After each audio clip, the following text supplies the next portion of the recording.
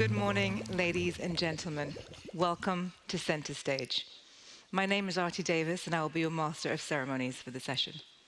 Welcome to this year's high-level panel on water in global pathways. Before we start, I'd like to point out a few practicalities. Please do look around the room and find your nearest fire exit. If needed, we will gather outside the hotel in the conference area parking lot. Please do keep your mobiles on silent out of respect for our panelists and, of course, your neighbors. To open this panel, I would now like to invite Helena Tibel, Executive Director at CIVI, to join me on stage, and Maaike van Ginningen, the Royal Envoy for Water from the Government of the Netherlands. Maaike, please. Helena, over to you. Thank you. Excellencies, distinguished speakers, colleagues, and friends. Good morning, and a warm welcome to this year's high-level panel at World Water Week. It is a great honor to open this session, convened with our partners from the Government of the Netherlands.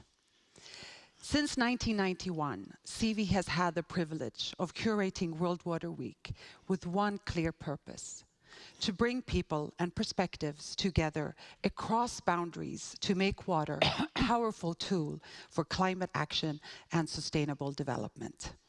That purpose has never felt more urgent.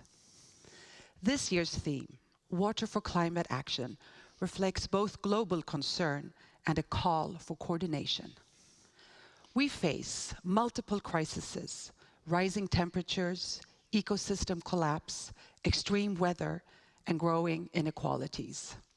Water is not only a victim of these crises, it is also critical for the solutions. And that is why we are gathered here, to take stock of progress since the 2023 UN Water Conference, and most importantly, look ahead to COP30 and the 2026 UN Water Conference. Recent months, we have seen momentum. The global goal on adaptation refined its targets. The COP30 presidency in Brazil outlined ambitions for a global action agenda. The Ramsar COP15 has strengthened commitments on wetlands, and preparations for the 2026 UN Water Conference are underway. Together, these mark renewed energy for action. But with energy comes responsibility. The window for coordinated action is narrowing. The choices we make now, how we integrate water into climate strategies, how we prioritize equity and justice, how we move from dialogue to implementation, will shape outcomes for generations. This high-level panel is about connecting the dots, and at its heart lies our shared determination to place water at the center of delivering the 2030 agenda while preparing the foundations of what comes next. CIVI is very proud to contribute to the mission with so many partners and peers. This is the 8th edition of our high-level panel, and each year we see greater convergence and greater recognition that we must look beyond silos, with water helping bring us together. Thank you for being here. Thank you for your leadership and for your commitment to turn ambition into action. And with that, I am very happy to hand over back to you, Artie. Thank you so much, Helena. Maaike, I'd like to ask you, you've heard what Helena said, narrowing windows, need for action. Why do you think it's important that we're here at this high-level panel to discuss water in global processes? Yeah, Your Excellencies, ladies and gentlemen, and many water fans here. Great to be back in Stockholm at this high-level panel. And I don't want to preach to the converted. We all know how central water is. But I just want to say 3 things about water governance to keep in mind as we kick off this discussion. And the first one is that global water governance is not an end in itself. It's a means to an end. It's a means to an end to give people clean drinking water, to make sure their houses don't flood, and to make sure we can feed the world. So in everything we discuss today, let's make sure that we really keep that in mind. The second thing I want to say about global water governance is that this is not only about water governance, it's about climate governance, it's about food governance, it's about the Ramsar Convention. Sometimes we close ourselves off too much and think only about we need to talk with water people, we need to get out of our bubble. Right? The fact that the Ramsar Convention made progress is good. We need to help with that and water. The fact that the plastic treaty 2 weeks ago didn't happen is bad. It's bad for water quality. So let's not think we need some global water governance thing which is separate from everything else. In all these processes, we need to be active with our knowledge, with our convening power. And the third thing I want to say is that global governance is us. Multilateralism is us. What are you going to do? It's not something far away in New York. It's not something Retno needs to do as the special envoy. It's everybody. So ask yourself, how does your work contribute to a better world? And what's the relation of your work to water governance? If you're an academic, can you work in one of the IPCC working groups so that the work that you do actually informs the climate COP?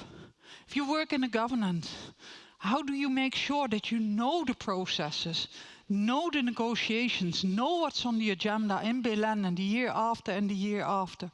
We sometimes don't do that. We talk about water governance. No, let's not talk about water governance. Let's do it. Because multilateralism is under threat, and we're here to protect it and to make sure that everybody has water security. Thank you.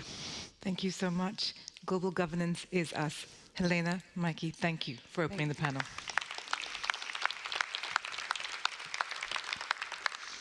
To deliver the keynote for this panel, we are very happy to welcome on stage Her Excellency Retno LP Marsudi, Governor of Indonesia and the UN Special Envoy on Water. Your Excellency. Thank you very much, Sarati. Ministers, Excellencies, colleagues, and distinguished participants. First of all, of course, thank you very much for having me, and I congratulate the Netherlands, Meike, and CIVI for organizing this high-level panel. After the session we had yesterday, colleagues, it is becoming clearer that the moment of water is approaching. Awareness is raised, and the urgency is calling. And with that, we are entering the time where global water pathway is taking place. In the last couple of years, progress is advancing under the leadership of the Netherlands and Tajikistan. We had the second UN conference in 2023. With the support of the UN member state, I'm trusted to be the first UN Secretary General Special Envoy on Water. The next UN Water Conference is also decided to be convened in 2026 under the leadership of Senegal and UAE. And a month ago, countries in the UN adopted 6 key priorities, 6 key themes highlighting consensus in key priorities on water agenda. So I'm confident that those progress are only the start of the future global water pathway. The question is, do we want to be part and contribute in shaping the water pathway? I'm sure that all of us here want to be part of this journey. And to take part and contribute in the pathway of water, we need to scale up effort. We need to work harder and to collaborate better. And in this regard, 3 things are important. Number 1, to listen to the actual need on the ground. Our effort to ensure or develop robust pathway of water must be based on the actual need and challenges by the people on the ground. This is the thing that makes international cooperation and multilateralism fit for purpose. And with this in mind, we can assure that whichever the direction goes, the global pathway will represent the need of the people, such as financing for water, governance, water cooperation, inclusivity, and many more. Second, we need transformation of mindset to put the we spirit, I mentioned it yesterday, the we spirit in front. I continue to hear that we have all things we need to advance progress in water agenda. So there is no need to reinvent the wheel, but there is an urgent need to get the wheels moving. And to get the wheels moving, we need collective action. And this World Water Week provides us a good pilot example where all water stakeholders are coming together, aligning, complementing each other works to ensure water for all. And I'm very inspired by the stories shared by the Junior Water Prize, the young generation, private sector, civil societies, international organizations, and others in making water a collective issue. Again, as I shared yesterday, it is the we spirit that we need over the I spirit. And we are in this together. Last, looking ahead over the water horizon beyond 2026 and even beyond 2030, we have to ask ourselves, what do we want post-2030? What will be the future of water that we envision? And what theme of work will we need? I'm still very confident, colleagues, that multilateralism remains the desired right pathway to address global challenges, including on water issue. Maker mentioned, multilateralism is us. It is true. Multilateralism is us. Multilateralism should not be a threat to any country, but instead, it is a pathway where all stand equally and where cooperation for the benefit of all is pursued. And the United Nations stands ready to play its role. I thank you very much, and back to you, Arita. Your Excellency, thank you so much. The call to action is clear. Listen to people on the ground, collective action, and of course, as Her Excellency mentioned yesterday and again today, the we spirit. Our first panel will look at the preparations ahead of the UN Water Conference 2026. I would like to call on stage His Excellency Abdullah Bilala, Assistant Minister of Foreign Affairs for Energy and Sustainability Affairs, UAE Co-Chair, UN 2026 Water Conference. Your Excellency.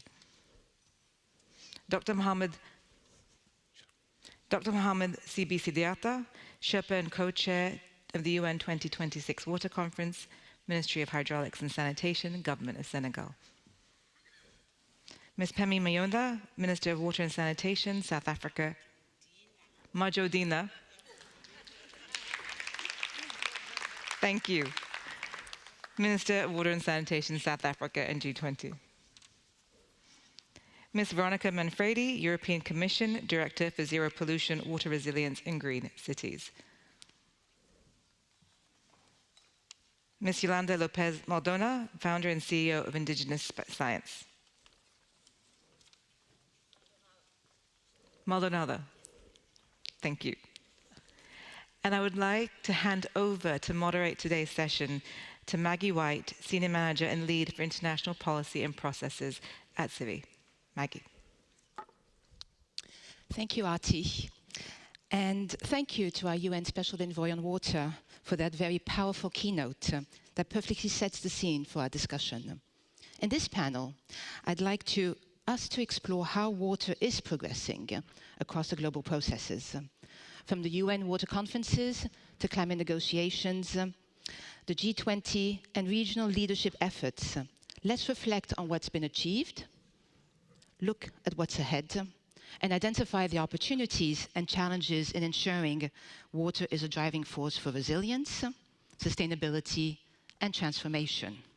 But before we dive in, I'd like to turn to the room and ask, could those who've been to the UN 2023 Water Conference stand up, please? Whether that was online or on site. And could those who plan to attend the UN 2026 conference please stand also? Wow. Yes, all of us. Of course, no way. Well, I guess this is a perfect way to start. And to start with you, Your Excellency, Abdullah Balala. You've been leading UAE's diplomatic efforts on energy, climate, food security, and water, and have been instrumental in advancing sustainability partnerships. You are also currently leading UAE's efforts as co-chair and the host of the UN 2026 Water Conference. I think we'd all love to hear your thoughts on the priorities for the conference and how we can move the needle from commitment to concrete action. Thank you, Maggie. Good morning, everyone. Maybe at the beginning, allow me to thank the government of the Netherlands and SIWI for arranging this high-level panel. It's very encouraging the way we see the visibility of water globally. Today, we have a special envoy in water. We see water available in multilateral forums, and that's actually one of our priorities. So priorities, Maggie, shifts from time to time, right? And that's normal, not only in water sector, but in general. At the beginning, our priority were to come up with a very comprehensive and inclusive plan. Of course, whatever I say, it's us and our colleagues in Senegal working on this file. So we came up with a very inclusive and comprehensive plan where we made sure that our consultation spans continents. We made sure that every voice is heard. We're not only speaking to governments, but speaking with stakeholders, non-state actors, civil societies, philanthropies, the private sector, the multilateral development banks, the international financial institutions, to come up with the consensus we got last month in New York. So that was at the beginning the priority. So that we have that in hand. There is other priority we're working on in parallel to all this. We want to make sure that water is featured in every single multilateral convention. So we were lucky, and if you allow me, I would dedicate 5 seconds of my time to give a round of applause for the Netherlands and Tajikistan for bringing the UN Water Conference back. In 2023, and we've been in a very strong consultations with them throughout the journey from the time we adopted the modality resolution in the UN. COP28 followed 7 months after the UN Water Conference in 2023. We had a water pavilion, we had a knowledge pavilion on water, with water featured in more than 50 decisions. It's part of the global stocktake. So that's a priority that should remain and stay even after the UAE and Senegal co-hosting the United Nations Water Conference. Water needs to be prioritized and needs to be given the chance to be in every single international convention. Yes, and we'll get back to that at the second round of questions also to go deeper. But thank you, Excellency, and I would like to shift to Senegal now, who, as you mentioned, is co-chairing with you the UN 2026 Water Conference. And Dr. Diaka, thank you, merci, for stepping in on behalf of Minister Cheikh Tidiane Dièye, who unfortunately had to cancel his trip because of dramatic floods happening in Senegal at the moment. But as a Sherpa to the Minister, who co-chairs the conference, could you share the aspirational outcomes for the UN 2026 conference, and how will the high-level preparatory meeting taking place in January in Dakar contribute to them? Thank you, Maggie. Thank you for CIWI and Netherlands convening this high-level panel. And we are on a building process. The aspiration is still, we are redefining daily this aspiration, but what I can say is that the UN Water Conference in 26 must be a turning point because we can't seize this moment for the international community to secure a global vision for water. The special envoy talked on her speech about a global pathway for water, but this global vision must be comprehensive, that is bold, political, and operational. But it must be also future-oriented. I think this is very important for us. Our aspiration is to mark water a pillar of multilateralism. It's why we propose on the 6 interactive dialogues 5, water in multilateral processes. We must link water with other relevant processes, and this is very important for us, with concrete commitment and governance, finance, and resilience. The Dakar high-level preparatory meeting is scheduled from 26 to 27 January. You will receive soon invitations and the concept note of this high-level meeting. And it will be decisive in shaping this ambition that we have for the next conference. It will kickstart the work of the interactive dialogues because it will be happening just after selecting the new co-chairs of these interactive dialogues. And it will be the first meeting where all member states who are co-chairing with us these interactive dialogues will be there and align stakeholders around these interactive dialogues adopted by the United General Assembly. Translate them into draft political messages because we have to start the work also, and measurable commitments, not giving commitment, but we have to size all this commitment. Launch actions and partnerships that will feed directly into the UAE moment. I think this is very important that the Dakar meeting give this outcome. Also, of course, we have to produce a comprehensive roadmap from Dakar to UAE, a clear roadmap that the international community can follow the process that we are designing, and Dakar will provide a political momentum, a technical substance, and a collective ownership needed to mark 26 historic. And lastly, this moment calls for integration, bold leadership. It's why we are mobilizing our leadership for this meeting and collective commitment. Thank you very much. Thank you. A lot of passion and leadership there, I hear. Thank you. From Senegal's leadership in Africa, we now turn to South Africa, who is chairing the G20 this year. Your Excellency, Minister Mojadini, congratulations on South Africa delivering a very successful African Union AIP World Investment Summit in preparation for the G20 summit. This is the first time that the G20 is hosted in Africa, and sustainability, equality, and solidarity are the main themes. This places South Africa in a pivotal position to elevate water within the G20 sustainability discussions. I'm curious to see how you see this opportunity unfolding. Yeah? Thank you very much, moderator, to my fellow panelists, ministers and deputy ministers, dignitaries present here. Thank you very much for this opportunity. There was no other time that we could not grab this as South Africa. When G20 was coming for the first time, we had to make it a point that by the time it leaves, there is a legacy in the entire continent. We are hosting this G20 as a continent. Yes, it could be South Africa, but we are representing all 54 countries who has a serious backlog when it comes to water infrastructure. It is against this background that we have recognized that water is a foundation for climate action, economic growth, as well as livelihoods. Without sustainable water, without public-private partnership coming into the space and join hands with government, we cannot be able to fight and be able to be where we want to be as the global community. And therefore, the government cannot pull this thing alone. We need all of us. But we have further agreed that all leaders, all heads of state must ensure that they elevate water as priority number one. Not just priority number one, it must be resourced and go out there, include a climate financial resource, because you cannot separate water from climate change, neither from electricity and energy. Therefore, if any country has to prosper, it must invest where their mouth is, and the mouth is in water, the mouth is in climate change, and all of us must join hands and say enough is enough. Lot of talks, now we need action, but we must be assessed based on that action plan.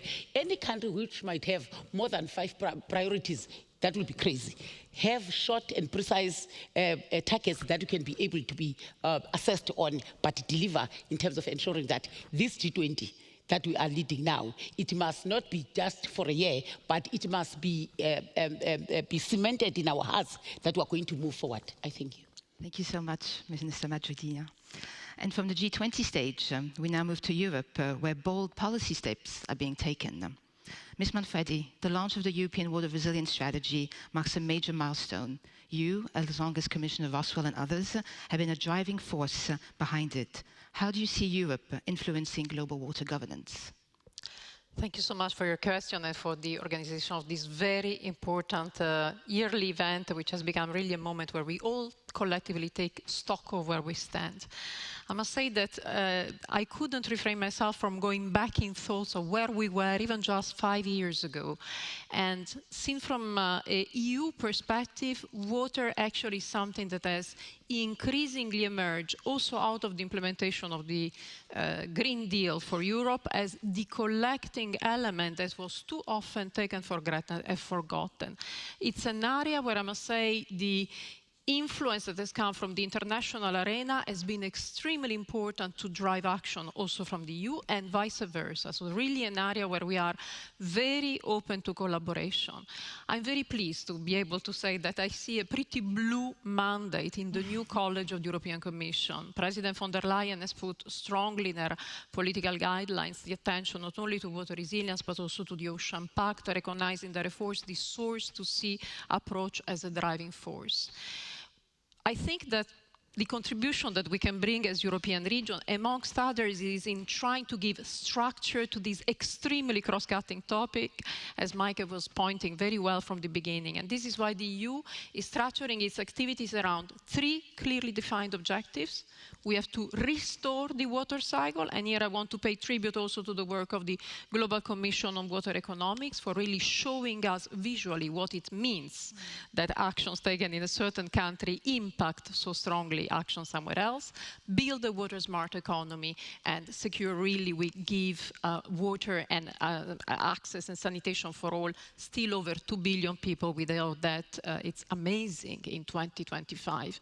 We are 5 years ahead of the Sustainable Development Goal agenda. 10 years after Paris Agreement, I think it's really now time to act with focus, determination, and clarity. 2050 is our goal, imperatively, to reach water resilience for Europe. Thank you, Ms. Manfredi. Now let's shift our focus to an expertise that's often underrepresented yet essential. Dr. Lopez Maldonado, your work bridges science and ancestral wisdom. In a time when we're rethinking systems, how can indigenous knowledge help reshape global water strategies, and especially ensure that this knowledge is respected, protected, and truly integrated? Yeah, thank you very much for the invitation to bring a different perspective, a very valuable perspective, which is the perspective of indigenous peoples. The first thing I would like to emphasize that we need to look at indigenous knowledge systems as something that comprises not only what is known, but also how this particular thing is known. And this includes, for example, methods, theories, tools, different ways of monitoring natural phenomena. And there is a whole science behind all this knowledge. And I can give you examples.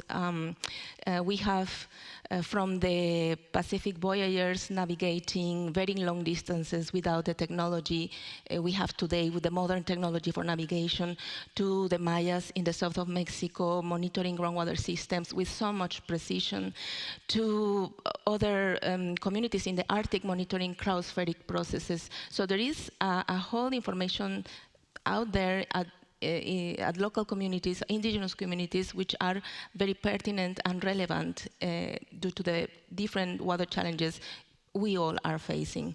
And I think we need also to start looking at closing this implementation gap, because we can have participants, indigenous participants in those global frameworks, those global events, but participation can be active and can be passive. Passive is, okay, I'm here, I'm participating, I'm listening, the sessions is very important, but we need to start looking at the legal recognition of indigenous peoples, indigenous water rights, and to start looking at them as real partners, not only stakeholders, but also knowledge holders and right holders as well. Thank you so much. Perfect transition to go back to Your Excellency, Minister Abdullah Balala. You, in the opening yesterday, explained also very clearly the consultation process that came to the President's General Assembly's meeting that took place on the 9th of July, where the 6 interactive dialogues themes were voted and agreed upon, and more consultations were taking place around that also. I was wondering, what are the next steps moving forward? We got some information from Dr. Diatta, but in your mind, what is the priorities in moving forward, and what is the legacy that UAE would like to leave? Thank you, Maggie.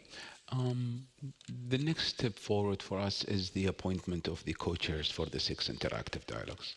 We work closely with our colleagues, Senegal, and the Secretariat, United Nations Department for Social and Economic Development, on appointing the co-chairs. So last week, a letter was circulated to all member states to nominate themselves to submit an expression of interest to become a co-chairs in the interactive dialogues. And each interactive dialogue will have a Global North and Global South co-chairs. So we're talking about 12 here.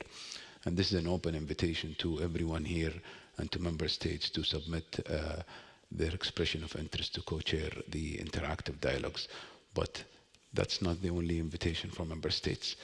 In order to come up with a very solid, comprehensive outcome, we rely on all stakeholders, not only member states and co-chairs, to play a role throughout this journey and become a companion to our co-chairs in order to develop something that really, really elevates the water to be presented in the United Nations Water Conference in 2026. Speaking about legacy, Maggie, I touched upon that in the previous question. We want to see water featured everywhere, even after the United Nations Water Conference in 2026. So I'll speak about the UAE pathway on that regard. So basically, fast forward after COP28, the UAE being a co-chair with Senegal to the UN Water Conference, we made sure there is a water conference events in oceans. We made sure that water is featured in Riyadh at the desertification. We are actually throwing an event in the IUCN for biodiversity event that takes place in October in Abu Dhabi. We will be part of that, and we're working closely with our with the COP30 presidency in Brazil and Belém to also ensure that water is featured and has a presence in COP30. So the ultimate objective that we all should be working towards is bringing water back where it belongs. We realize how important is water. We know that if there is no water, every other SDGs will fall short of that. So this is the ultimate objectives that our action agenda will be focusing on. And of course, I don't want to miss not highlighting, looking and analyzing and building upon what's been delivered in UN Water Conference in 2023. Thank you so much. We really see the pathway, but also the hooks that we're connecting. But as chair of AMCAO, Senegal is also in a strategic position to influence the regional and global water discussions. Could you share how AMCAO is shaping Africa's Water Vision 2030 and what regional leadership is needed to elevate water in the global water processes? Thank you. Senegal chair now AMCAO after the fantastic tenure of His Excellency Minister Sewilam. And since March, we are chairing AMCAO, and AMCAO is spearheading the new Africa Water Vision. And this vision positions water not only as a sectoral issue, but a strategic enabler of Agenda 2063. The Agenda 2063 is an African agenda for the development of Africa. And as you know, in Africa, 90% of surface water crossing borders, and 40% of our population relying on shared aquifers. And we don't have any choice. The first choice, the second choice, the third choice is to cooperate. Yes, because if we cooperate, we succeed on our works. For the regional leadership, must now be about unity and influence. We need to elevating water as a political priority in Africa. And African Union take the responsibility to declare next year, 26, as the year of Africa, coinciding with a new vision and the 26th UN Water Conference. I think it's a good momentum to take to advance on this. We need also a high-level political advocacy to anchor political will at continental level to make water a priority also. Advancing with one voice on global processes like the UN Water Conference in 26, the COPs, but also the Rio Convention, build a common position on all international relevant agenda. But also we are working to mobilizing partnerships and investment, de-risking investment infrastructure. I think this is very important. Minister Pemi Majodina was talking about the gap that we have on financing our water infrastructure in Africa and unlocking climate resilience. I think this is very important in our continent. Africa must lead by example, showing that water is not only a basic need, but a catalyst for transformation, cooperation, and shared prosperity. Thank you. Thank you so much, Dr. Diatawa. And for you, Minister Majodina, we have mentioned a lot of the world with this intersecting crisis. You pinpointed a lot around the nexus of water and climate. What role do you see South Africa play in championing water resilience in the global processes? Thank you very much, moderator. We need to change the mindset on how we look at water and how important water is, which is water is cutting across each and every sector in our development. South Africa is advancing global water resilience. We agreed that during our first of its kind, the AU-AIP, Water Investment Summit, we committed that when you look at the backlog, we need about 30 billion US dollars annually to ensure that we attend to water infrastructure. But on the 13th to the 15th of August in Cape Town, we have managed to raise 10 to 12 billion US dollars in ensuring that we start funding the water pipelines that are bankable projects. We further agreed that there must be a declaration. That declaration was adopted by all countries that were there, and we are giving the President of the Republic of South Africa that declaration to go and present in the G20 leaders meeting in November in South Africa, because that on its own, it shows that we want collaboration, we want innovation as well. So we are on track, and we said, because South Africa is leading by example, that the President, during the State of the Nation address, he said water is priority number one, all others must follow. Because if you want development, livelihoods, you want to build your economy, no investor can come when you don't have reliable, sustainable, and safe drinking water. So we think that taking Africa together, moving forward, we're going to overcome what we have now if we really commit to work together. And lastly, the summit which we facilitated said the issue of public-private partnership is the way to go right now. We know that the world is facing difficulties, but let's ensure that we silence the guns, we divert that money, those funds, to the real thing. Water must bring peace in the world. I thank you. Thank you so much, Minister. Veronica, you mentioned a lot of, the EU has a lot of policies, frameworks, directives. The European Water Resilience Strategy comes and packs it all together, but we spoke about the importance of implementation. How do we operationalize the EU Water Resilience Strategy? The path is very clearly defined. We have around 50 actions structured around 5 pillars, 5 very clear identified priority areas. And I can tell you from inside the machinery, action is really moving ahead. I also like very much about the water resilience strategy that it has defined a trajectory with an ultimate goal by 2050, but we have already a rendezvous close end of this year with the very first Water Resilience Forum, to which I hope many of you will be attending. This will be done structurally every 2 years, and I hope it's a source of inspiration for the United Nations system, where we welcome the efforts for the 2026 and hopefully 2028, but we count very much on the effort of the UN Special Envoy, Mrs. Marsoudi, to structuralize this, because water is a matter that needs to be kept under constant control and monitoring.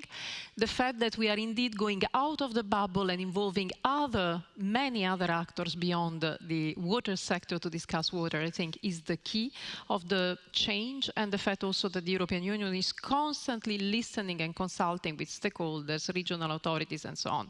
You might also witness that on the 16th of July, the Commission adopted its proposal for the next multi-annual financial framework covering the 2028-2034 time span with 2 trillion euros, out of which around 35% devoted to climate and environmental challenges. A part of that is also meant to provide assistance outside the European Union. We have a pretty rich global gateway. I'm encouraged to see some first strategic partnership, for example, the one we stipulated some time ago with Central Asia, that put water as one of the key priority areas together with climate, energy. So I think all this speaks of a new model where the European Union is trying to put, if I may say, order into its internal and external policies in what is definitely a very tense and challenging geopolitical climate, for reasons that I don't need to explain to this distinguished audience, but where I think we need to really hold each other's hands, all of us who do believe that indeed water is a driver for clean transition, stability, and peace. Thanks. Thank you so much.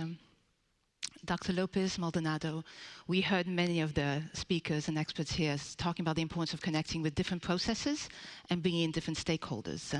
One process I'm not sure everybody knows much about or has been keeping on their radar is actually the UN's Permanent Forum on Indigenous Peoples Issues. And in April 2025 this year, in the declaration, there is a statement acknowledging and wanting to engage more in the UN 2026 conference and asking for how do we facilitate that and create that space. So what would you recommend the global institutions to ensure inclusive and meaningful participation of multi-stakeholders in the coming 3 years? Yeah, thank you very much. I think it's important to emphasize that we can have declarations, manifestos, calls to action, but we need to move from the rhetoric to the reality and to consider the reality of indigenous peoples. And also we need to consider that indigenous science is something that comprises indigenous knowledge traditions to solve the most complex environmental challenges, including water challenges. And this requires also to have our minds open for other ways of knowing and doing things. And indigenous peoples, they have proved to know things and to monitor things with so much precision and rigor and also accuracy. So there is also an important aspect that we as a scientists as well, we need to look at that information. I want to also emphasize that for global institutions, it is important to interact with indigenous communities in a way that they can inform not only the practice but also the policy. We need to have this science-based evidence to inform the drafts, the manuscripts that are shared with member states, for example. Mm-hmm. And there are many indigenous scientists out there that can support those frameworks at global level. For the future, for the UN Water Conference and beyond, I think we need well-funded mechanisms devoted to recognize the participation of indigenous peoples, to recognize their indigenous science, their processes for water monitoring, and also to consider other very important issues and aspects like the free, prior, and informed consent form, the recognition of their intellectual rights and data sovereignty, food sovereignty, all those topics that are completely related to water issues, to water problems. Thank you so much.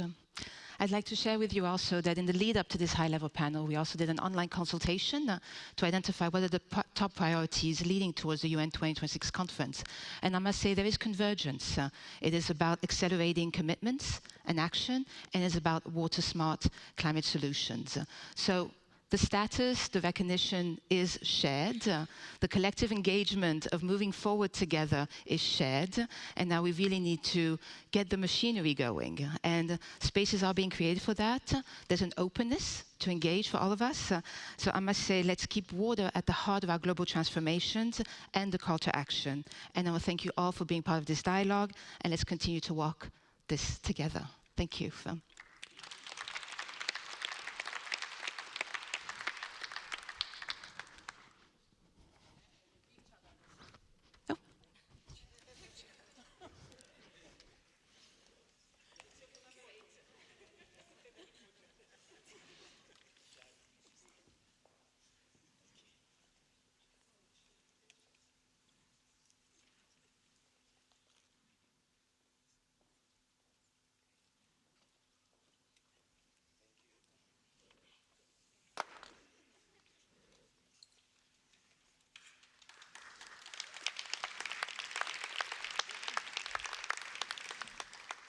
Thank you for an inspirational high-level panel.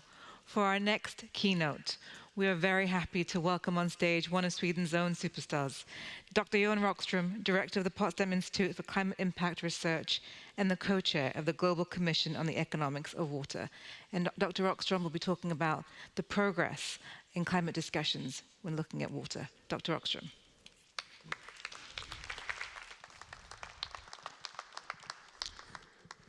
Thanks, Arati, and good morning, dear friends of water, thereby friends of planet and friends of humanity. We know that 2024 was the first year we experienced a planet that had warned 1.5 degrees Celsius of global mean surface temperature rise. This was a year, and this is just a flip through of the media observations of the droughts, floods, heat waves, fires, disease patterns that hit the world economy during this 1.5 degrees Celsius year. The insurance costs exceeded $150 billion. The total costs very likely over $300 billion. The science of attribution has come so far that you can basically not delink the human footprint from any of these extreme events. What is dramatic around this, which is obvious in this room, of course, is that water is behind all of these extreme events. The IPCC has mapped what happened since 1950 until today. You see the arrows are all pointing in the upward direction, except the fact that cooling events are reducing. But all of these water-related extremes are increasing across the entire world. So the obvious summary, just to give you this repeat from science, is that water plays this dual role in the climate action agenda.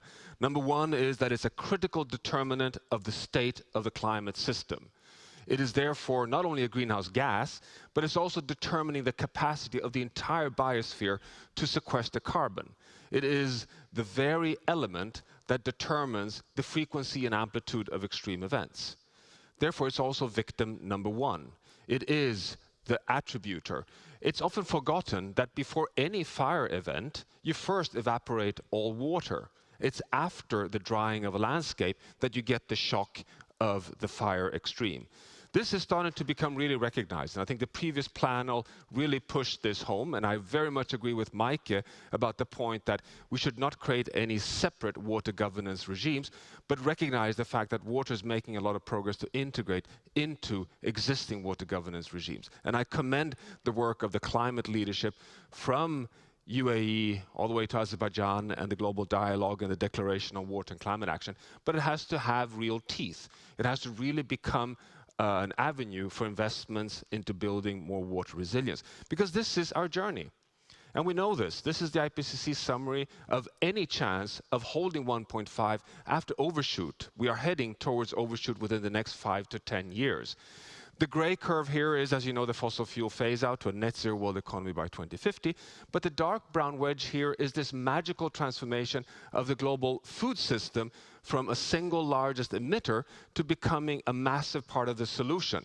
This cannot happen without fresh water. There's no way of getting the photosynthesis to operate so efficiently without securing stable hydrological cycles across all watersheds on the planet.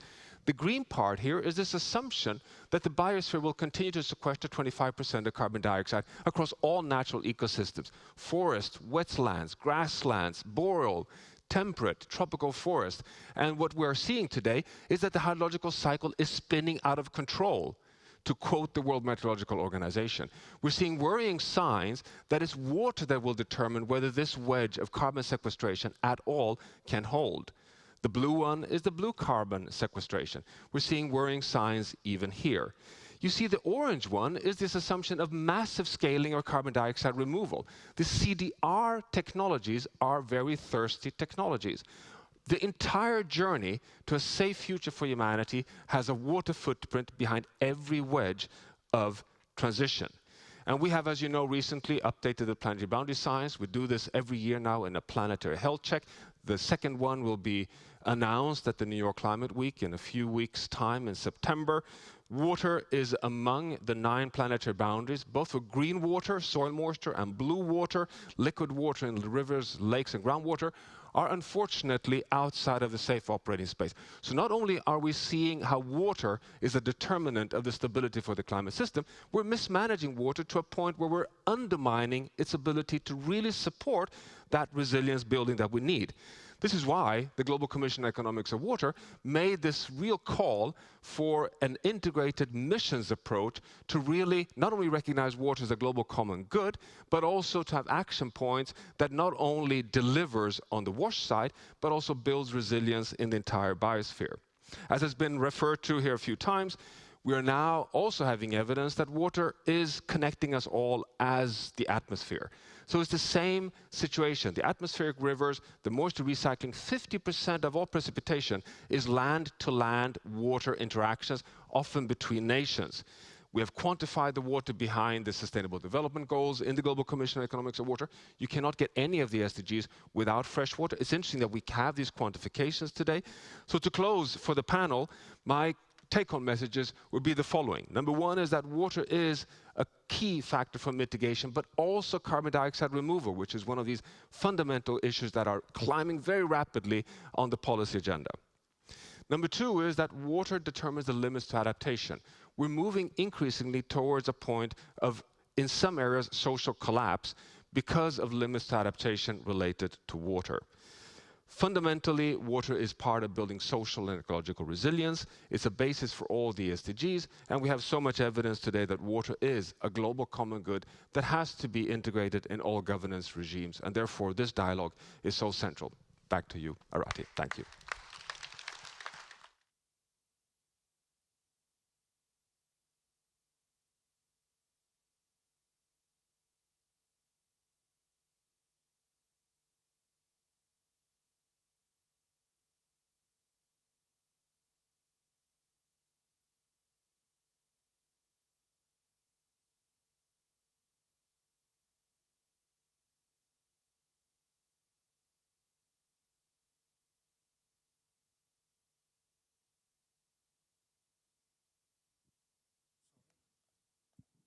We're going old school. You've heard today the alignment that is needed for water, the collective action that is needed to bring water within existing dialogues. Our next high-level panel will connect water and climate in a strong way. And I'd like to invite our panelists on stage, beginning with Mr. Danya Chope, the high-level climate champion for COP30, Professor Hani Sawalam, Minister of Water Resources from the Government of Egypt, His Excellency Zara Ahmadov, Ambassador Extraordinary and Plenipotentiary of the Republic of Azerbaijan to the Kingdom of Sweden, Dr. Miriam Hertz, German Water Director, Federal Ministry for the Environment, Climate Action, Nature Conservation and Nuclear Safety, and President of the International Commission for the Protection of the Rhine. Mr. Efrain Gomez, Director of Global Policy at WWF, and Louise Ellis, Associate Director, ARUP.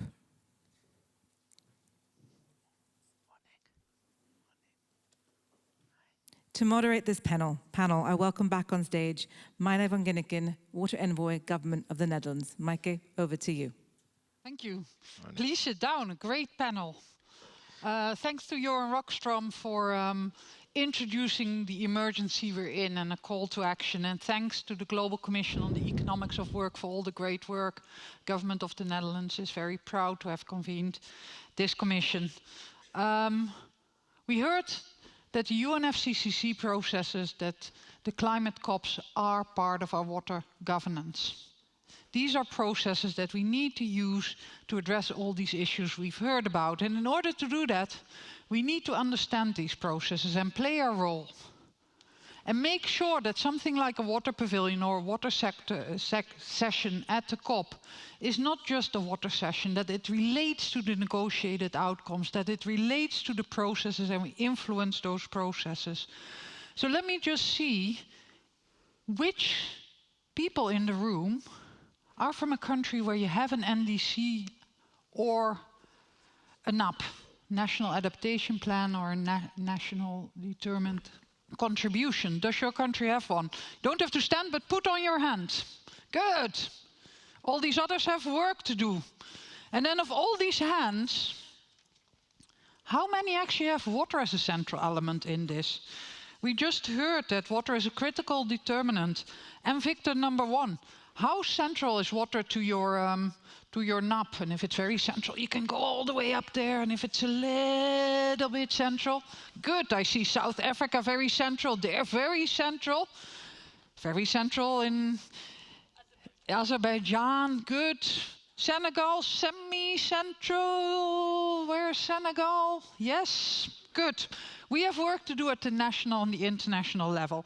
So let's start with a video message of on the COP in Belém, COP30. And we're very happy to actually have the COP30 climate champion, Dan Loshpe, talking to us by video on the COP in Belém and how water fits into that. So let's start the video. And then we'll Dear colleagues, thank you for inviting me to be a part of World Water Week. In 2024, my hometown, Porto Alegre in Brazil, faced its worst flood in 80 years. Over 150,000 people lost their homes. The economic impact was nearly $18 billion. We know these are not isolated events. According to the World Meteorological Organization, more than 600 extreme weather events were reported last year alone. We also know that climate impacts are keenly felt through water, whether that's too much water, too little, or too dirty. So, of course, we cannot talk about climate action without talking about water. And yet, I don't need to tell you that water has too often been absent from climate negotiations, finance mechanisms, and national climate strategy. Positively, we have seen that changing. For example, at COP28, the first target of the global goal on adaptation was dedicated to water and sanitation. At COP30, we'll take the next step in the adaptation process with the unveiling of indicators for water and sanitation. That may sound technical, but it is about something very simple, being able to show whether or not we are delivering on our promises. And deliver is what matters most. That is why the COP30 Global Climate Action Agenda is so important. The action agenda is designed to move us beyond promises and into implementation. It is structured around 6 thematic axes. One of each focuses on building resilience for cities, infrastructure, and water. But water is also woven throughout the agenda because it is fundamental to energy transition, to agriculture and food security, to biodiversity, forests, oceans, and so much more. We know that water is a powerful enabler of climate solutions. Restoring wetlands and forests protects cities from floods while reviving ecosystems. Smarter irrigation systems can save water and boost harvests. Sanitation systems can cut greenhouse gases while improving health. The solutions exist. Our task now is to scale them. That is where the Action Agenda activation groups come in. These groups bring together governments, businesses, researchers, and civil society. They also include members of the Water for Climate Pavilion and others from across the water sector. Their jobs is to shine a light on what's working, push through the obstacles, and make sure delivery is counted in the UNFCCC process. They will also help identify what's missing, whether that's policies, financing, or partnership. That way, solutions can move from small pilots to global impact. The work of these groups will feed into a granary of solutions. This is a digital platform that will showcase practical, real-world interventions. Looking ahead to COP30 and beyond, Our goal should be to ensure that by the next global stocktake in 2028, water is fully implemented through national adaptation plans and nationally determined contributions. We also want to see resilient infrastructure and nature-based solutions being scaled. World Water Week is the right place to prepare to do the work of implementation. My invitation to all of you is to engage actively in the action agenda, to contribute your knowledge and solutions, and to focus on where we can drive implementation. This is the moment for the water community to join in the United Action Agenda and make its voice heard at the very center of the stage. I hope to see you all in Belém. Thank you. Thank you very much to Dan Lopsche, the COP30 climate champion. He mentioned Puerto Alegre. I was there 2 weeks ago. The city of 1.5 million people. 30% of that was underwater, under 1.5 meters, 2 meters of water, for over a month. And being there and seeing the simple but effective ways of repairing dikes, of doing simple infrastructure, gave me a good background to then go to Brasilia and talk to the COP presidency, which is very often long words, etc. But then you see what needs to happen on the ground in a city like Puerto Alegre to protect it against flood. And I think the idea of scale up, of working towards the next global stocktake in a couple of years, but also look at the negotiations in Belém, things like the indicators for the global goal and adaptation, and looking at the processes of the national adaptation plans is important. So let me go to Professor Hani Seliwan, the Minister of Water of Egypt, who is actually a water and climate champion. Because you, through to your personal commitment at the COP27 in Sharm el-Sheikh, water really got up to the center stage for both adaptation and mitigation. Can you tell us a little bit about that, and also about what your lessons are for Belém and other COPs of how to get water central in this UNFCCC process? Thank you very much, Micah, for this, and also thanks for the invitation from CIWI and all the partners. Speaking of the COP27 and as a host country in 2022, I think I can deliver the lessons learned in 3 main messages: before, during, and after the COP. Before the COP, there had to be a long way of preparation and connecting the dots, creating the network of, if I can say, the water activists, not only individuals, but also organizations, international agencies, UN agencies, European Commission, and many other agencies that are active in the water sector. And I think CIWI had played a very important role in creating a platform under the umbrella of preparing for the water pavilion, which was much more than just a water pavilion. It was a brainstorming sessions. It was agreeing on messages to be delivered during the COP. And then came our role, also before the COP, of devoting the Cairo Water Week for water and climate, and under the title Water at the Heart of Climate Action, and bringing all the stakeholders again together in Cairo. And I'm speaking of Cairo Water Week, we're speaking about a couple of thousands of participants, including politicians, decision makers, effective organizations. So we were ready for the COP before it starts. We had created and prepared the engine, and we turned it on, we warmed it up, and we just were ready for the race of the negotiation during the COP itself. And then came the COP, and here starts the role of the host country, of giving the space for the politicians to discuss, giving more room for water. So we devoted 1 full day only for water, in which everyone in the COP was speaking about water, sessions, activities, games, whatever you want. Everyone was speaking about water, to position really water on the climate agenda. And the water pavilion, I have to say, played a very important role. We have seen country leaders coming to the pavilion discussing water. Prime ministers came to the water pavilion.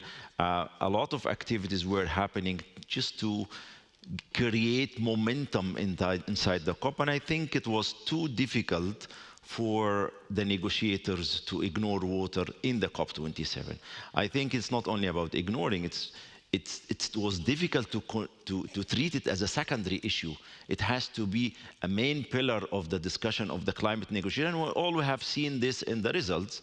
We have seen for the first time ever in the COPs that water is cited in the cover decision at least 5 times. Water was in the core of the discussion. And I'm not saying we reached everything. This was the first step to have water in the spot. And then after the COP, we have to sustain this from COP27, and I appreciate the role that was played in the COP28 by UAE and Azerbaijan later on, and hopefully in Brazil in the COP30. And we continue to play this role under the AMCAO presidency as Egypt, and having a united voice for Africa to bring water in the UN Water Conference 2023, also to bring water again and adaptation actions on behalf of Africa in the UN, in the Global Water Forum. So just to sustain this, and again, we are as Egypt are willing to play also another role in water and climate in the UN Water Conference 2026 and in the COP30. Thank you. Thank you very much for that inspiring story. And I think we had water in the cover decision in Sharm el-Sheikh, and we're now trying to give that really substance. And I think an important part of that was the Baku COP and the Baku Dialogue on Water and Climate Action. I just want to acknowledge Kamala, who's here, who really pulled that off for the COP presidency. But we have the Ambassador Extraordinaire and Plenipotentiary of the Republic of Azerbaijan to the Kingdom of Sweden, Mr. Akhmadov, here. I'm going to keep time because Hani was so enthusiastic that I didn't want to interrupt him. But what are the aspirations of the Baku Dialogue on Water and Climate Action, Your Excellency? Thank you very much. Do you hear me? Yeah. Yes. Thank you very much. Let me begin, like previous speakers, by thanking sincerely the government of the Netherlands and CIVO for co-organizing this high-level panel. I am very honored to speak here on behalf of the COP29 presidency. So I think many would agree that that was a very successful presidency in many respects. Also the one who deployed a lot of efforts to elevate the water to its rightful place at the center of the global climate agenda. And for me, on a personal note, this is the second time that I have the honor to participate in the World Water Week, and I know from the experience how valuable this platform is in shaping global climate and water agendas.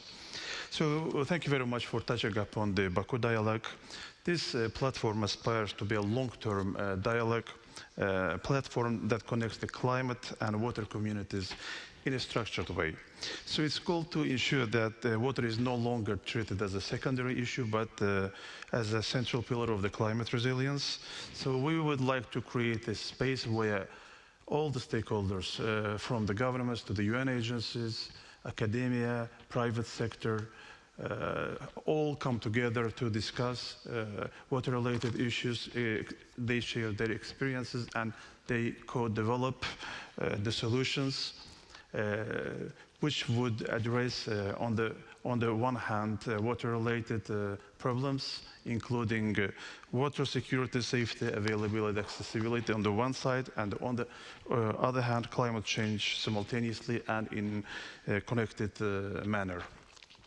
So a key aspiration here is to translate this work into practical partnerships and measurable outcomes, be it stronger integration of the water-related issues into indices and NAPs, mobilization of finances for water-resilient adaptation and mitigation, or fostering regional cooperation on transboundary waters. In short, this dialogue aims to become a bridge between commitments and their implementation, helping countries to deliver on both the water and climate agendas. Thank you very much, Your Excellency. And you see that we're building upon Sharm el-Sheikh, then UAE and Azerbaijan. Let me turn to Miriam Haric from Germany. Of course, Germany, the Netherlands, we're in the same delegation at the COP.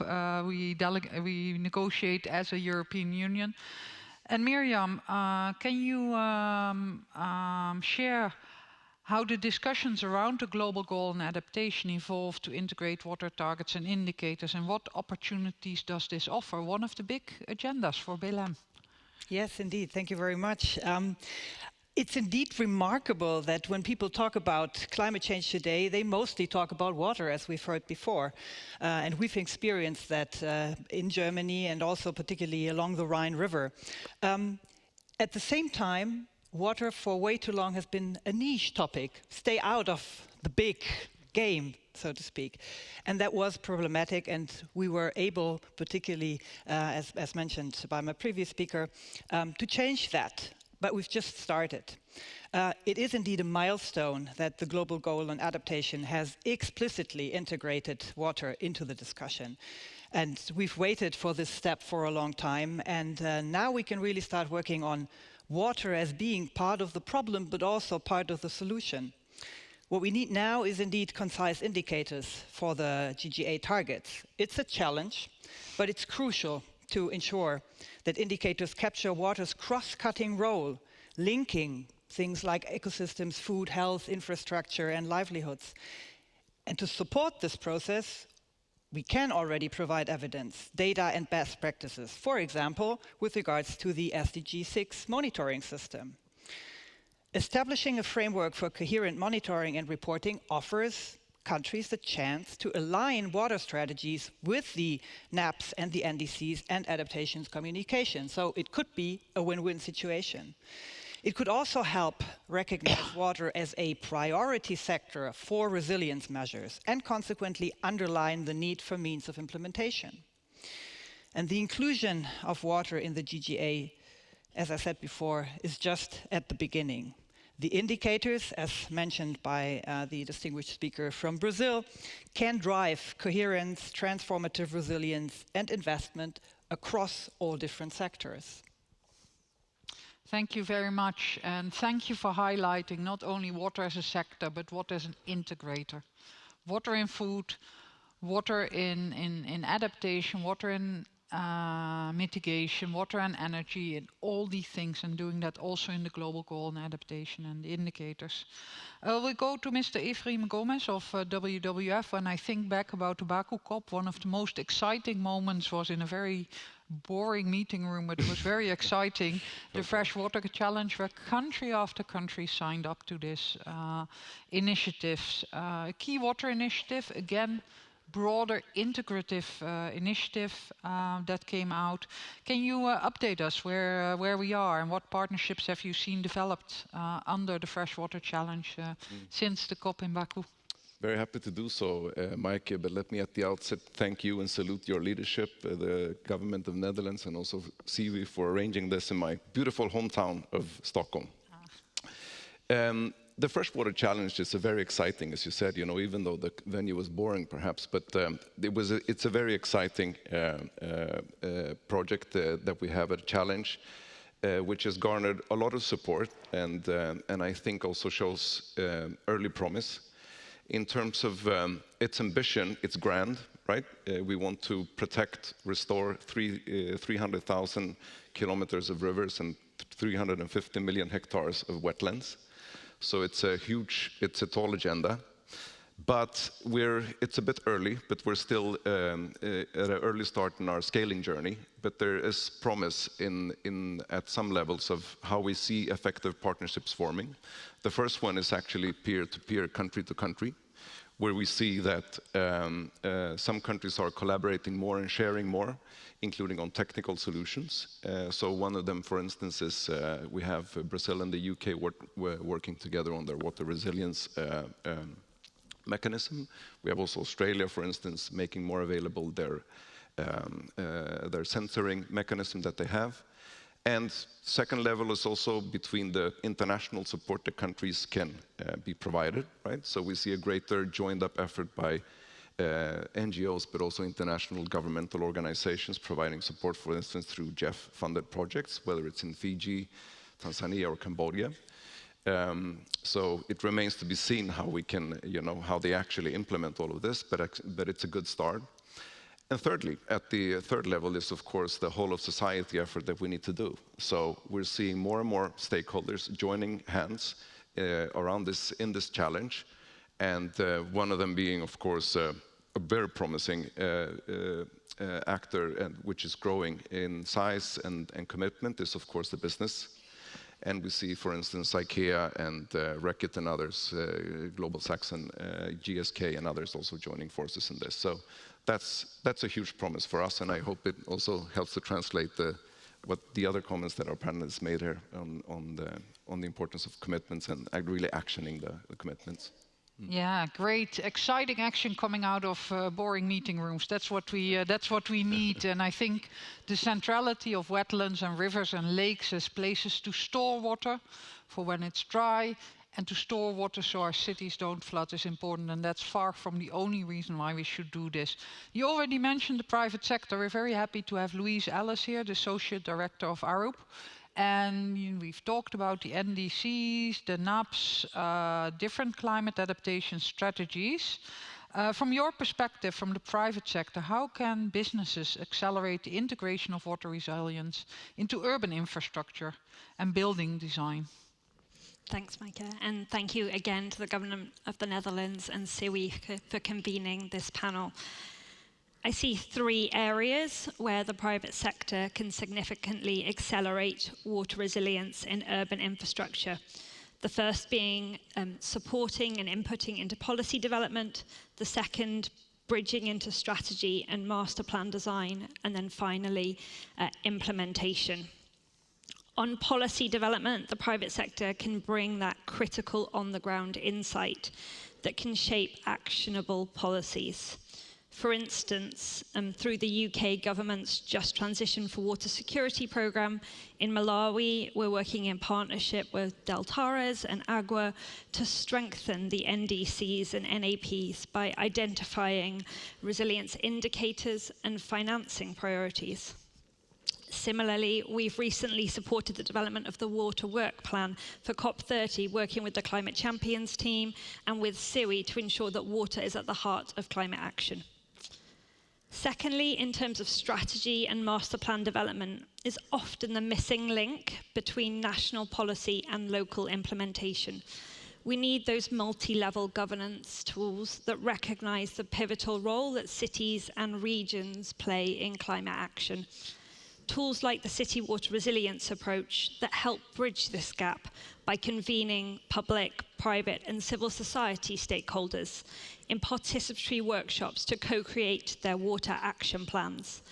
This approach has been used in 20 cities around the world successfully, most recently Lagos, which now has a water resilience action plan extending to 2036. And thirdly, we heard Dan today mention the importance of implementation. This is where the private sector excels. We can bring financial resources, technical expertise, and innovation to the table.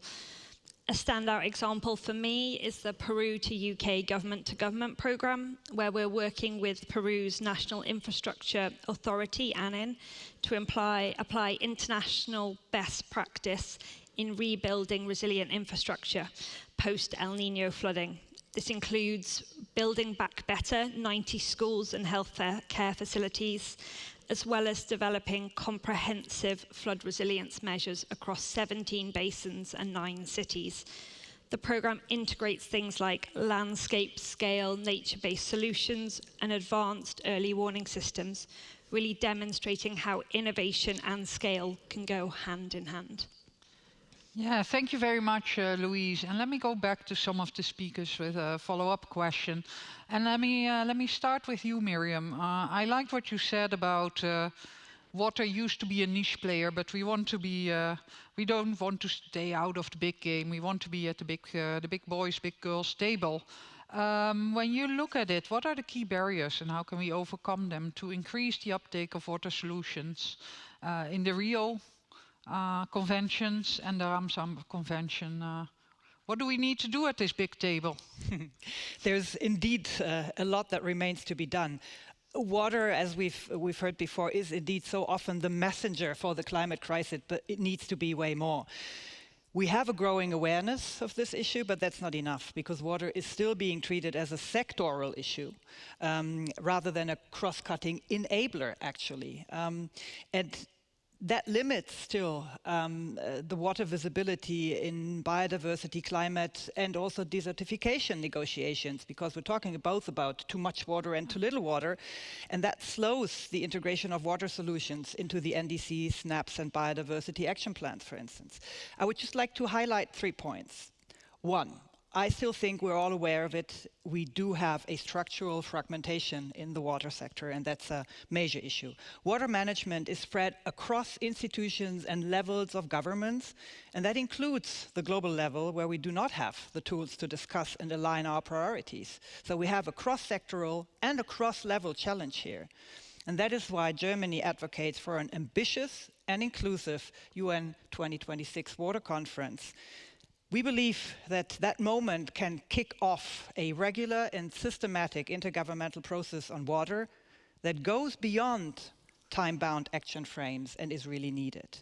Because right now we do not have a coherent policy development, which makes it difficult to align water solutions with the broader objectives of Rio Conventions and the Ramsar Conventions. Then second, monitoring remains crucial. We need robust data on water quality, water quantity, and ecosystem services, and we do not have that sufficiently. And I can, like in Germany, we say we point to our own nose. That is true for Germany as well. We are missing the data are scattered, but without reliable data, it is difficult to demonstrate the multiple benefits of water solutions. And thirdly and lastly, we need to talk about finance as well. Climate and biodiversity finance should favor water solutions. Investments in wetlands, rivers, and aquifers generate co-benefits, not just for adaptation, but also for mitigation and biodiversity in general. Thank you very much. And I like it how you described that we go to these other conferences, climate, urban, food, and then we come together at the water conference, and then we go out as water ambassadors, and we come back. And I think that's the process we're trying to together to implement. Let's go to Ambassador Ahmadov. We're getting to action here, and to what are we going to do in Belém? With the Baku Declaration for Water and Climate Action, how do you see this being taken forward in Belém and beyond? Thank you very much for this question. Indeed, the Baku Declaration introduced the COP2COP process, which is very important and is aimed at ensuring the consistency and continuity during all this process and beyond a single presidency. So with the Baku Declaration, we have established a shared foundation, recognizing water as the key enabler for climate mitigation, adaptation, and resilience. And taking this forward means 3 things. First of all, it's about institutionalizing the water and climate link, which means water-related issues should be embedded in the works of the future COPs, but also in general, climate-related processes, including NAPs and NDCs. Second line is about mobilizing partnerships for implementation, which means working with the partner countries, UN agencies, private sector, civil society, to turn this momentum into concrete projects, especially in the regions which are vulnerable to impacts of the climate change and where water stress is felt the most. And the third line is about maintaining momentum from COP to COP. So Azerbaijan will hand over the presidency to Brazil, and Brazil will do so to other presidencies. And we hope all this process will go with the Baku process, Baku dialogue, being a vehicle of tracking the progress made on all these tracks, also for sharing experiences. So we hope this platform will be very helpful in the future. And just as a general information, today we will organize the first meeting of the Friends of the Baku Dialogue here. And in Bonn Climate Conference, we have held first interim meeting of the Baku dialogue to discuss the operationalization of this process. So all these steps are very important in making sure that our commitments are becoming a living process already. Thank you. Thank you very much. Let's keep focusing on the COP in Belém, and we'll keep the governments to the end, Minister, but we'll first look at the private sector and civil society and how you can help. So let me start with Louisa. How can private sector actors like Arup influence these shift of global processes? And we've heard that COP in Belém is an implementation COP. You said the private sector is crucial to implementation. So how are you going to do that? That's like a great challenge. As the urban design and construction sector, we really need to move up the value chain, shaping not just how we build things, but crucially what we build. And that means embedding water resilience into every urban plan, treating rainwater as a resource, and designing cities that work with water and not against it.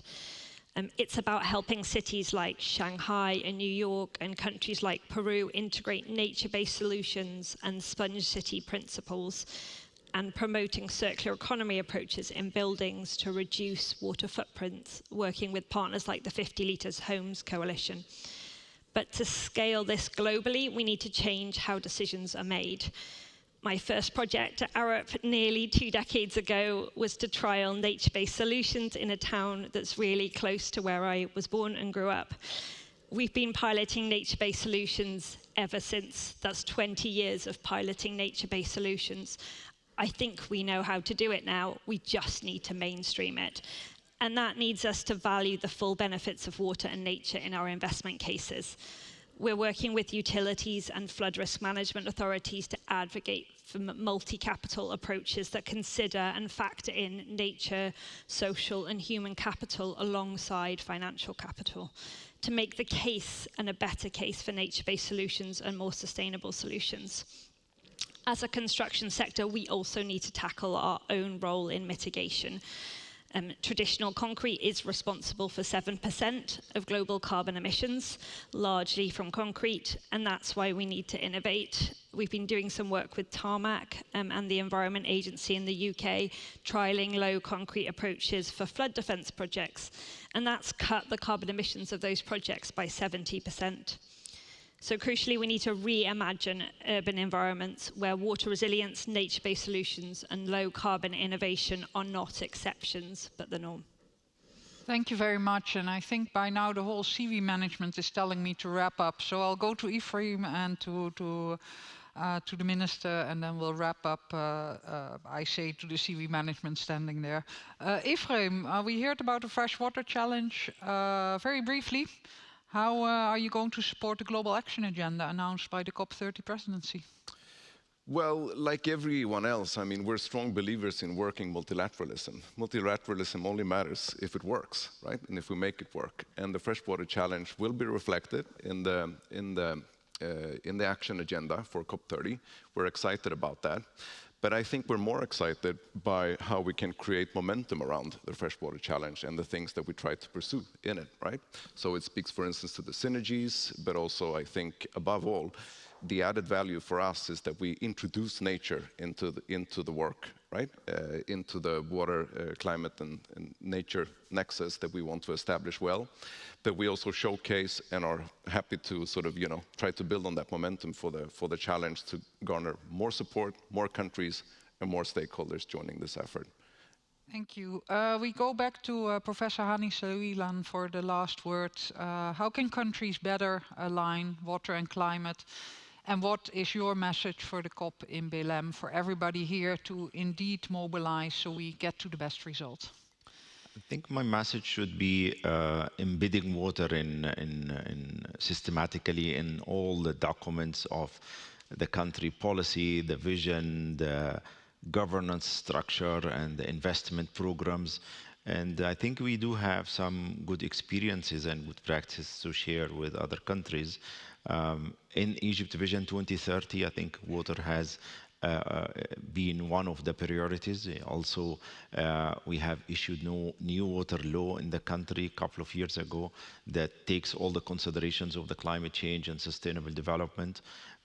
We have changed the governance and the decision-making process in the country in the water sector by creating more than 6,000 water user associations in a hierarchical structure, so that from the end user, the small farmer, up to the prime minister, they have the opportunity to share information and to have voice in front of the prime minister on one table in the National Water Council.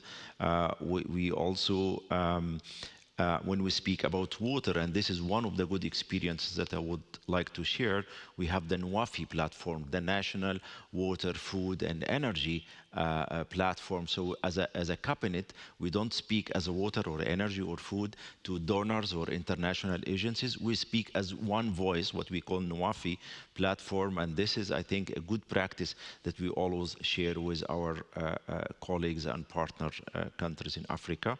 We believe in a transboundary cooperation. We have been funding hundreds of solar-powered wells in other countries because we believe that transboundary river is a source of cooperation and not source of conflict.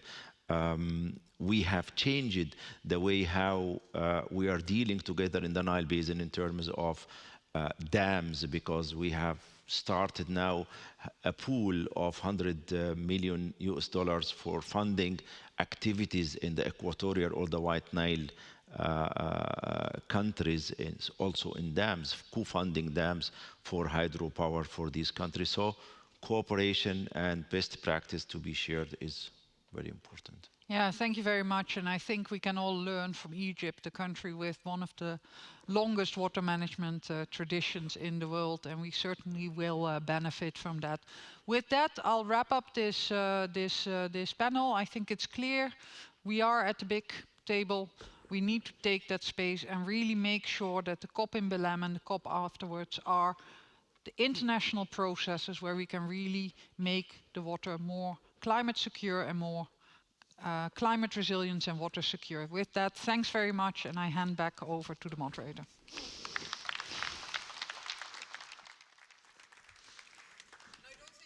I have a family picture because I went over, so we do that afterwards. No, please. I think a photograph would be absolutely...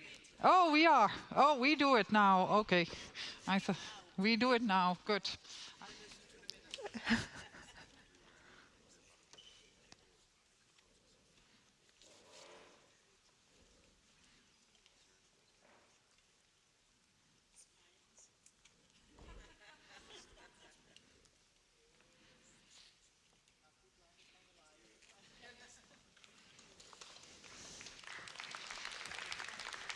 I want to thank Mikey and the government and the Kingdom of the Netherlands for making these discussions possible. And thank you for your patience as we move forward in the dialogue.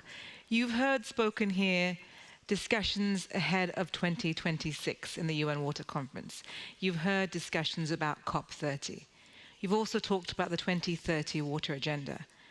In this last session, we talked about the need for continuity. So what happens after 2030? What are we looking to as we plan and strategize the way forward?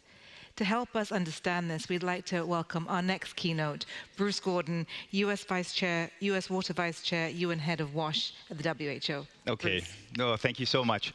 And I know we're a little bit stretched for time, and I think Micah said it very good. Well, there's going to be exciting things happening and coming out of boring meeting rooms. That is kind of the future. But I do want to say that I would like to acknowledge a little bit of the sort of, not necessarily divergent, but some of the uncertainty that we're seeing here. And I think it's important to understand that while we have a discussion here in Stockholm, and we talk about, kind of almost this certainty that water will be in all these processes, and very strong within the UN, it's very true that the experience that we're undergoing right now within the system is one of, budget reductions. There's a tremendous amount of strain. There's uncertainty about multilateralism. And so when you ask people, what is the future, there may be some young people even wondering about the uncertainty of the UN. I don't think that's particularly the case, but I think it's important to acknowledge, because I don't necessarily think all this is a sure thing for going past 2030. I think if you look at what we've been doing and our experiences to date, as far as our monitoring experiences, we've talked a lot about that. We've talked a lot about the conferences that are coming up, and we're talking a lot about the political will we're seeing. We can certainly, I think it's reasonable and valid that we can be super optimistic about the future, okay? But, and especially when we look at the UN system in terms of the system-wide strategy, I think when we, and I think Veronica said it very nicely about the EU, if you look into the machinery, what we're seeing is a fundamental change. And it may not necessarily be visible right now, but we're seeing increased interactions with sort of less of a technical agency and more of an agency that is actually holding more systematic briefings with member states and engaging more stakeholders. And one of the sort of things that I think will happen, and when we listen and we hear, look at some of these UN water policy or UN policy documents about the future, and we hear about youth. Now, I want to talk about connect data, youth, and accountability.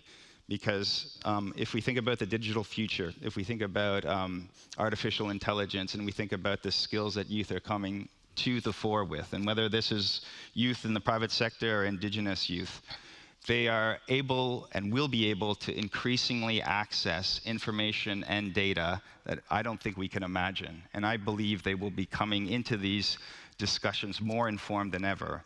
And I think it's incumbent on the UN system to be able to respond to that and create a space for that, but not necessarily one that is, just a panel. It's just, this is going to be evidence-informed youth. So I think that's tremendously important. I think we have a set of targets and indicators. The main change, I believe, was at 2015, where we went from a very simple metric for looking at water and sanitation to one where we have today with the SDGs. That is still entirely fit for purpose.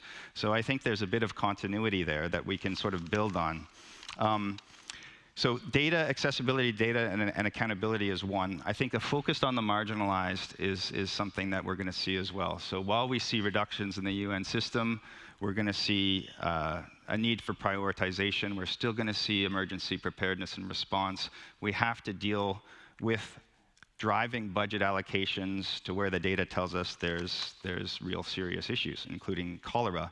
And that means also providing very focused action in areas where there needs to be resilience, including climate resilience. And that's the other topic I'm seeing where the UN system is really, I think, working well with all stakeholders, and that's a COPs, and especially the global goal on adaptation and what we're seeing came out of Azerbaijan and Brazil. So within UN water, we're seeing a more robust UN water.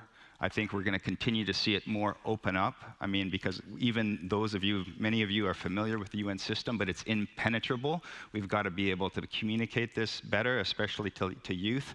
And I think my last point is this issue around trying to better articulate where we want to go. Because I sit in the audience here and I hear transformative, I hear boldness, connectivity, all these kind of big words. And at the end of the day, we've got to articulate that in a sense that's a little bit more precise. And I believe with the UN system strategy, we have priority collaborative actions that are looking at exactly what does SDG, the post-SDG 30 process look like?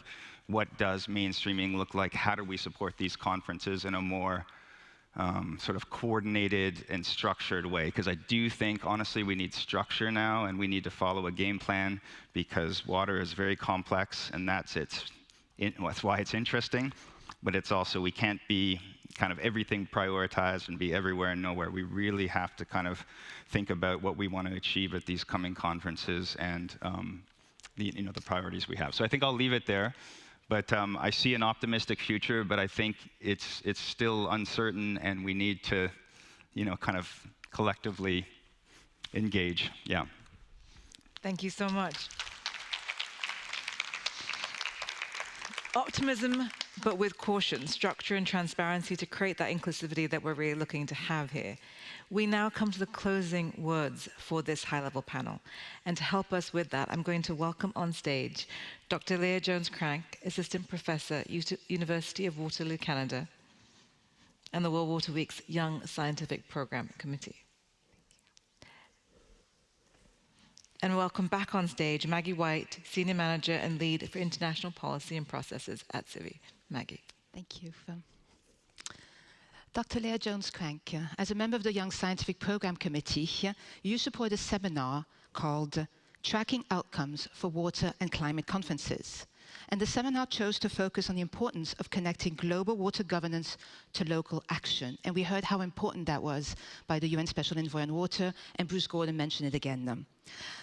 And this is to achieve meaningful change and increase accountability in implementing the outcomes of the conferences. After listening to the different keynotes and panel discussions, what are your 3 takeaways?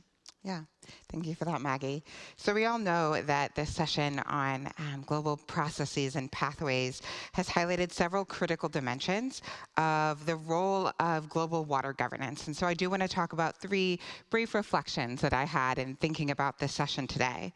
So first, we saw quite often that water is a really cross-cutting theme, that water doesn't exist within a silo or a vacuum, but that it exists across a variety of different spaces. And I really like what His Excellency Bilala said when he said that we need water in every multilateral convention that we have. Second, it was highlighted that we need concrete and measurable commitments, that we need concrete indicators to be able to measure what's happening within the water space.